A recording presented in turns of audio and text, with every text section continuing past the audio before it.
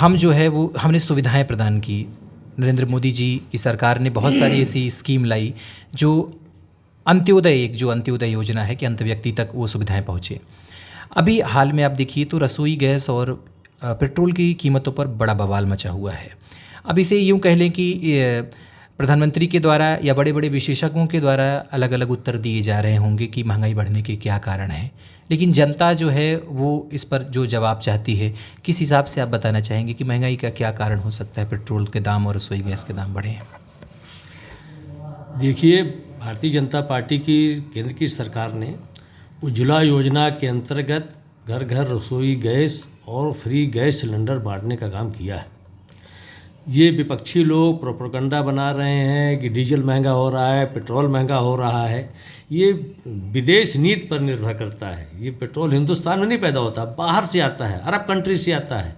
तो वहाँ के रीति नीति को रखते हुए यहाँ तक पहले शहरों में कितनी गाड़ियाँ चलती थीं, आज कितनी गाड़ियाँ चल रही हैं, पहले कितने संसाधन थे, आजकल कितने संसाधन हो गए, उसका उपयोग भी हो रहा है। डीजल महंगा नहीं हो रहा, उसको उपयोग को लेकर के आज किसी घर में पहले एक स्कूटर रहता था, एक मोटरसाइकिल रहती, 5-5, 6-6 गाड़ियाँ स्कूटर रहती होने लगी। हर बच्चा स्कूटर से जाने लगा है। और कोई भी बता दे हिंदुस्तान का आदमी कि उसकी गाड़ी घर में खड़ी हो, घर में खड़ी रहती हो। आज बच्चे पहले जो साइकिल से जाते थे, महंगा नहीं हुआ, कोई महंगाई नहीं हुई। लोगों का जीवन स्तर ऊँचा हुआ है, महंगाई नहीं हुई है। हर कार से लोग जाते हैं, पैदल जाना लोग मुनासिब नहीं समझते हैं, मार्केट करने जाना है, कहाँ महंगाई बढ़ी हुई है। सब प्रोपेगेंडा है विपक्षियों का। तेल महंगा हो रहा है, ये महंगा हो रहा है, रसोई गैस सिलेंडर महंगी हो रही है, कुछ महंगा नहीं हो रहा। सब कुछ उसी तरह से है, लोग उसका उपयोग कर रहे हैं। उसी तरह ज़्यादा से ज़्यादा उपयोग लोग करना बंद कर देते हैं, तब समझ में आता है कि महंगाई ज़्यादा बढ़ी हुई है। विगत कई सालों में हम बता दें आपको कि प्रयागराज शहर में हम उपस्थित हैं। ये कुंभ की नगरी है। 2019 के कुंभ में यहाँ की सरकार के द्वारा दिव्य कुंभ मनाया गया और बड़े स्तर पर मनाया गया। उसमें शहर का सौंदर्यीकरण भी किया गया है। अभी जो स्थिति है कि स्मार्ट सिटी बन रही है आपकी प्रयागराज नगरी, और लगातार एक कह ले कि और सरकारों में वो हिम्मत नहीं होती थी कि अवैध तरीके से जो भी बनी हुई चीज़ें हैं उनको हटाने की। तो इस पर बड़ा काम चल रहा है आपका, उस पर क्या कहेंगे? देखिए, अभी भारतीय जनता पार्टी ने पहले भी कहा था स्मार्ट सिटी बनाने में कोई भी व्यवधान अगर रास्ते में आता है तो उसको हटाने का काम करेंगे।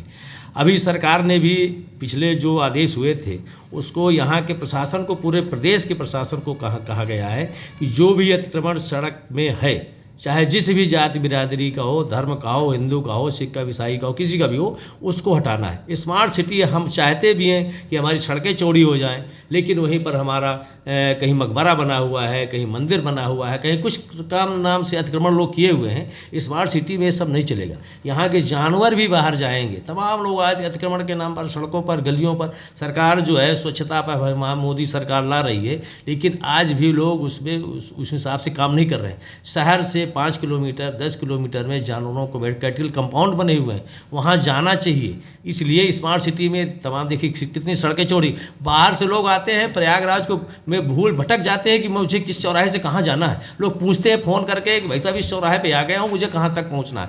इस तरह से पूरे शहर का विकास हुआ है, सड़कें चौड़ी हुई हैं और भी आगे हो रहा है। 6 लेन यहाँ सड़क बनने जा रही है, 6 लेन का पुल बनने जा रहा है, आउटर रिंग बनने जा रहा है, इनर रिंग बनने जा रहा है। बहुत विकास हो रहा है और स्मार्ट सिटी में प्रयागराज को बहुत पहले ले लिया गया है। और वो तो अब यहाँ का महिमा है प्रयागराज की, जो हर 6 साल में कुंभ आता है। इतना बड़ा काम इस समय कुंभ में योगी जी ने, मोदी जी ने किया और आगे भी काम करेंगे। इसलिए विकास के काम में वो कोई यहाँ भेदभाव नहीं रखा जाएगा।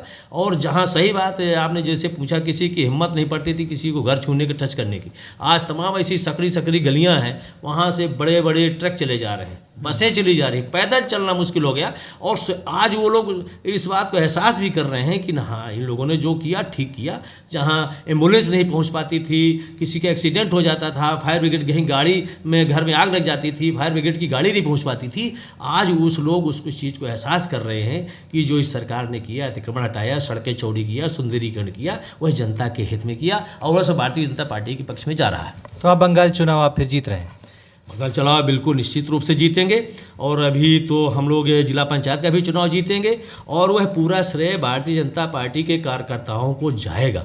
और अब की बार ये जो पन्ना प्रमुख भारतीय जनता पार्टी ने, पूरे केंद्र ने, प्रदेश की जो नीति अपनाई है कि हम पन्ना प्रमुख के दम पर चुनाव जीतेंगे, जैसे 500 मतदाता होते हैं तो उसमें जो है 10 आदमी लगा दिए जाएंगे कि एक पेज में 100 मतदाता हैं, तो उसकी जिम्मेदारी उसकी पन्ना प्रमुख की रहेगी और पन्ना प्रमुख को सम्मानित भी किया जाएगा। अभी तक जो बड़े बड़े नेता लोग आते थे, भाषण देते थे, वो तो सब होता रहेगा, लेकिन जो बेस माना गया है और अभी हमारी जो कार्य समिति, प्रदेश कार्य समिति की बैठक हुई, उसमें निर्णय लिया गया है कि पन्ना प्रमुख बना करके प्रधान से लेकर प्रधानमंत्री तक अपनी सरकार में नियुक्ति होनी चाहिए। उसके गठन के लिए पूरी पार्टी अपने मय तन मन धन से लगी हुई है। ये हमारे साथ है जिला महासचिव कुंज बिहारी जी।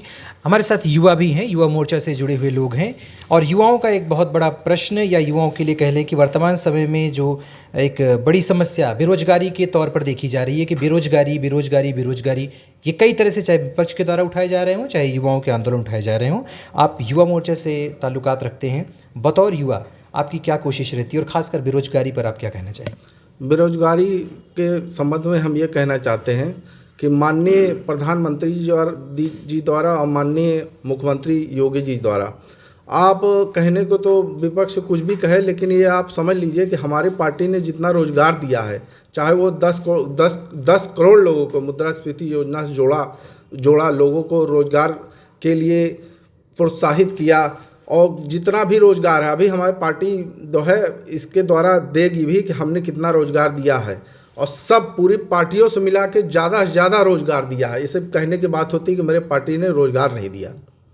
ये रोजगार पर जो कहते हैं कि जवाब है कि स्वरोजगार और ख़ास करके आत्मनिर्भर भारत बनने की जो एक कवायद है वो प्रधानमंत्री ने शुरू की है, और अभी आगे बंगाल का चुनाव होना है और इसके साथ साथ केरल, पुडुचेरी, तमिलनाडु और आसाम के भी चुनाव हैं।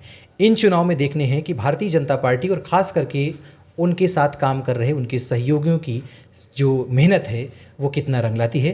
प्रेस वार्ता लाइव में आज व्यक्ति विशेष में हमारे साथ थे प्रयागराज जिले के जिलाध्यक्ष भाजपा के, हमारे साथ गणेश केसरवानी जी, उनके साथ कुंज बिहारी जी और युवा मोर्चा से संबंधित यहाँ पर लोग। आप प्रेस वार्ता कार्यक्रम से ऐसे ही विशेष व्यक्ति और भी कार्यक्रमों से जुड़े रहिए। आगे हम आपसे किसी से और से मुलाकात करवाएंगे। तब तक के लिए धन्यवाद।